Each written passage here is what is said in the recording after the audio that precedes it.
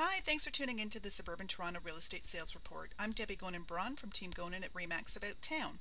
At Team Gonin, we specialize in residential real estate in Oakville, Milton, and Burlington, Ontario. Today I'm going to discuss the latest sales results for these three areas. Just a reminder that I use information from two sources, the Oakville, Milton, and District Real Estate Board, or OMDREB as I call it, and the Realtors Association of Hamilton Burlington, Hamilton Board, when compiling my statistics. The August 2011 highlights are as follows. The summer real estate market was relatively strong, with the number of sales generally up over last year.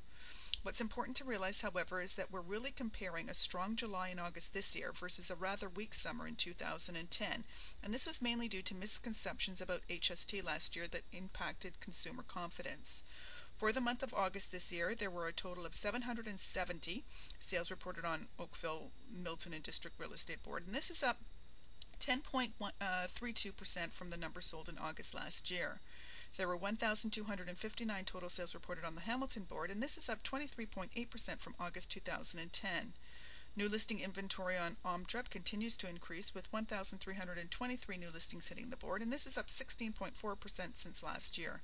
The number of new residential and condo listings that were reported on the Hamilton Board for August was 1,657, and this too is up by 27.07%.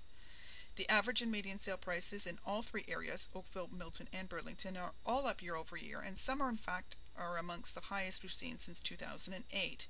The summer months that just ended were definitely strong months when compared to last year, but it's important to see how we did when we compare ourselves to the last few years. I've used charts to compare results from each town and city. Again, just a reminder that I'm not only comparing this year's results to last year, but I'm also reviewing those back to 2008. In the charts, you can see that the blue color are sales in 2008, the gold are those in 2009, the red 2010, and the green are for this year. For August, the results show that residential sales in Oakville were 226, and this is up 5.6% from last year. The average sale price in Oakville for August was $613,250, and this is up 16.7% from last year. And as you can see from the chart, it's up 1.97 or almost 2% from last month.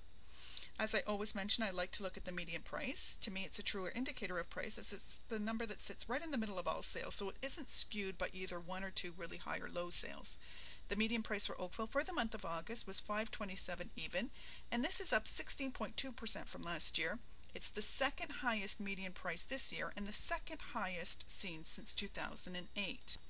Milton showed outstanding results in August. The number of residential sales in Milton for the month was 154, and this is up 9.2% from August 2010. Milton's residential average price for August was $438,924, and this is up 10.1% from August last year, and it's the highest we've seen so far this year and the second highest we've seen since 2008.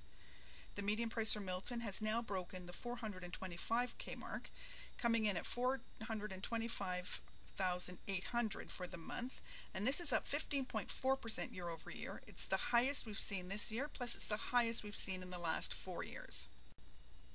Burlington saw 255 residential sales take place in August, and this is actually down 0.8% when compared to August last year. The average sale price in Burlington for August was $417,673, and this is up 8.3% from last year, while the median price was $383,917, and this is up 9.8%, so almost 10% over the same period last year.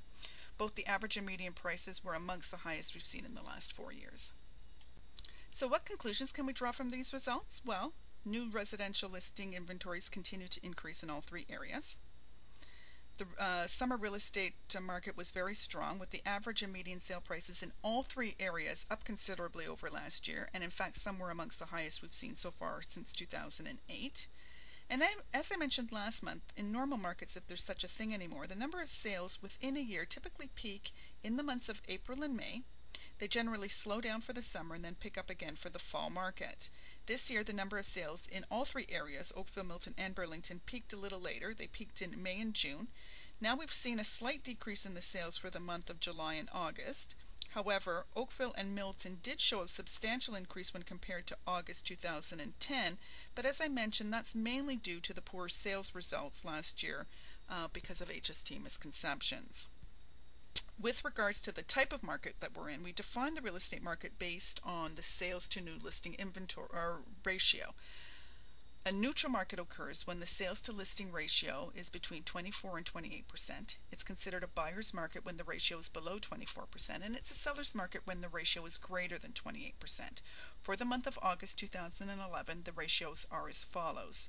On OMDREB, it was 50.74%, and on the Hamilton board, it was 72.78%, making it still a very strong seller's market, even though more houses are on the market than earlier this year.